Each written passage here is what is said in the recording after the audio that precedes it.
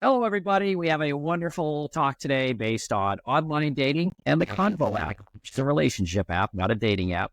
But someone who will not be named has had me doing research on a show called Love is Blind on Netflix. If you are not familiar with this cultural phenomenon, it is where they bring, say, 10 women or men together and they talk through a wall. They are not allowed to see each other through a glass panel. They do not see what they look like. They spend a certain amount of weeks talking, and then at some point they must decide to get engaged, sight unseen. They then get to see each other once for the engagement and then spend a few weeks or months getting to know each other. And the show culminates with a wedding scene, full dress on, and they must come to the altar and make their final decision. One thing I've noticed working on the Konvo Relationship App for people doing the work is that the difference between countries, the versions of the show, and if you're on Netflix, you can watch the American version, a Brazilian, Mexican, Swedish, UK, Japanese, but the way that other cultures approach this show, how they detach, i.e. dump each other, it seems the American version is much more cutting, glamorous, wanting to be Instagram famous, those kind of things. Now, Preeti has lived around the world and has an opinion on why maybe these shows from different countries come off very differently. So, Preeti, what is Love is Blind?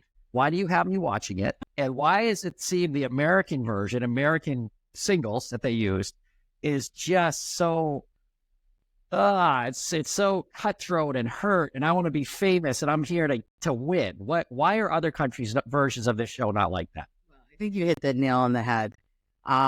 It's about winning. So much about American culture is actually about winning. We are very competitive. We win a lot. So there's that. We work very hard.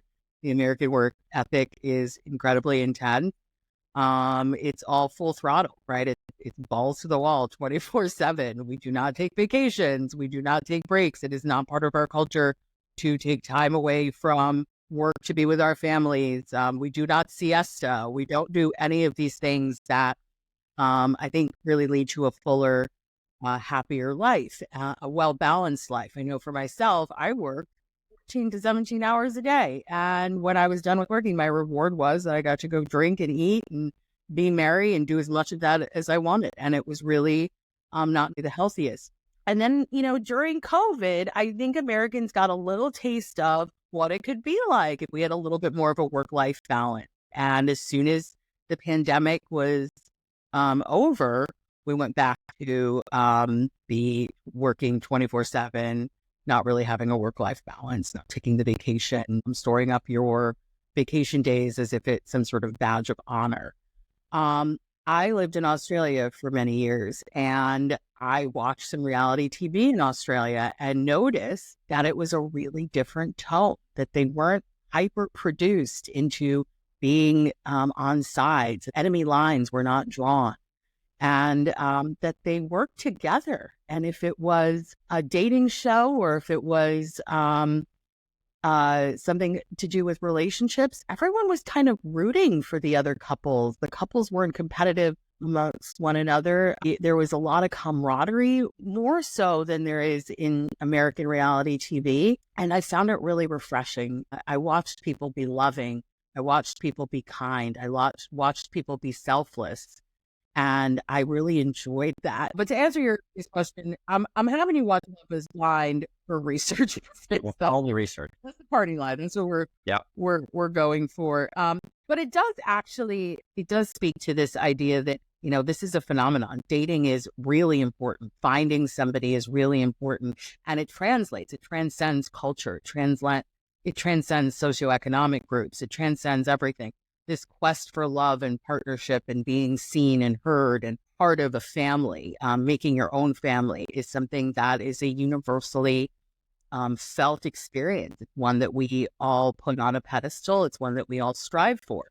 But on these competitive shows, competition in American TV is very different than, say, in Japan, where I found Love is Blind was basically the person would meet somebody and that they were like, oh, that's the person. That's the person. It's fine. They didn't need to test out, multiple different people. They kind of, the first person that they met and started dating in the pods, they were excited about it. They were trying to figure out how to make it work, as opposed to what else could I get? How could this be better for?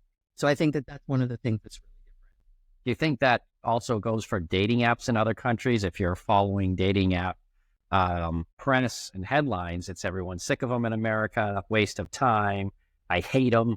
I'm going to try, in real life, speed dating. Are other countries seeing the same anger and disappointment in dating apps? Like, is the Bumble crowd in Switzerland just as upset as they are in the US? Is the Tinder crowd just done with it in New Zealand like they are in the US? Through my observations living abroad, there is definitely a sense of the greater good and focus on wanting the best outcome for everyone involved. Americans are exceedingly friendly. So I think that we're very accessible. We're very loving. We wear our heart on our sleeves, but there is this desire to win that I think has gotten worse over the years. And I can't speak to whether people from other countries feel that, but I definitely feel that as an American, that no matter what the conversation is, no matter what no matter what the incident or the dialogue or the national conversation is, somebody has to be the enemy.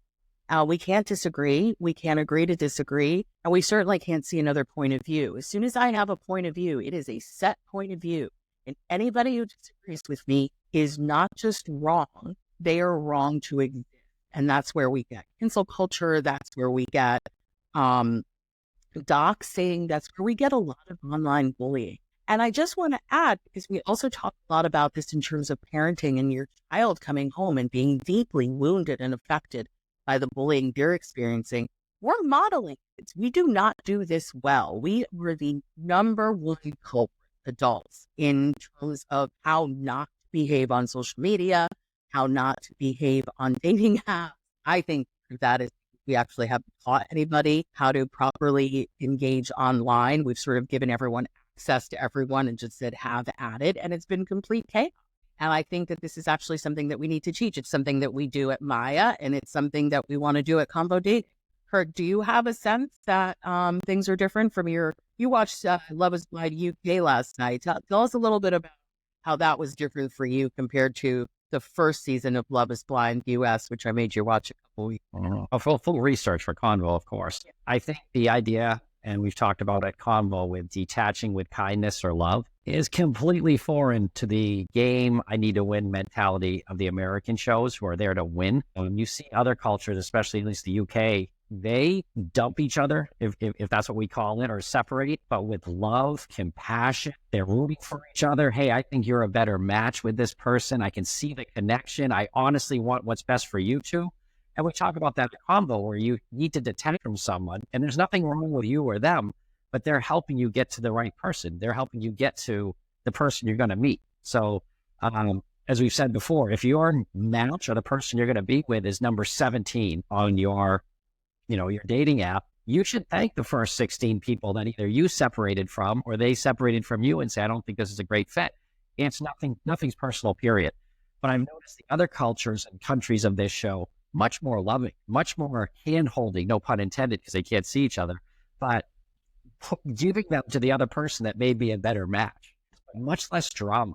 And even the characters they set you up for in the other countries to kind of want to dislike, whether it's the clump guy or the player or the girl that's just there to be an Instagram, like, they end up being very nice people and genuine in other countries. Yet it seems on the American version, you can right away pick on who's there to be famous, who's there, who wants to follow, who's just playing the game to get to the final round. I haven't seen that part, at least in the other versions of the show. So it may affect how Konvo is rolled out in different countries, really. Right. That's a really good point. And I think that there's something about American culture that is reflected in American reality TV, at least what we're seeing online. I don't actually think that this is how we behave with one another in person, and therein lies the problem.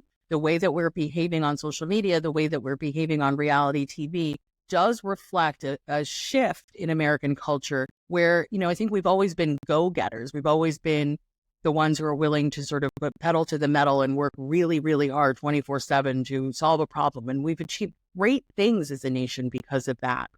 But in this realm, the individual as being more important than the whole is really not just not a good look. It's devastating, and it's really hard to watch. There always has to be a villain, and we see this on reality TV as well as on social media, whether we're talking about politics or the Olympics, somebody has to be right, somebody has to be wrong.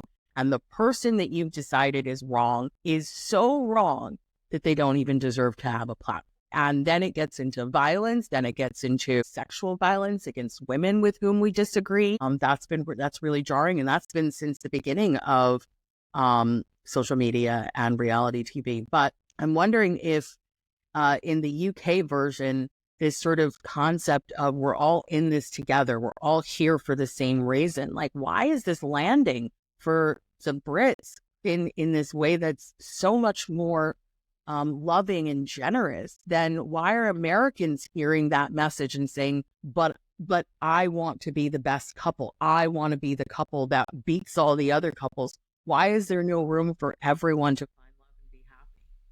That's what we think about at Konvo. So if you have an opinion on this, or you're a fan of Love is Blind, any of the editions, and would like to leave a comment on is very cutthroat and aggressive and winner take all, and other countries' versions are not like that, leave a comment below. Or if you'd like to sign up for early access to the Konvo Relationship App, it's at konvodating.com. You can put your email in, and when the beta version's ready, you'll be one of the early users. So thank you for your opinions, Preeti. I'm enjoying the show, and it's always about research. That's all right. Well, let's cut the camera so we can go watch more episodes. All right. Good job.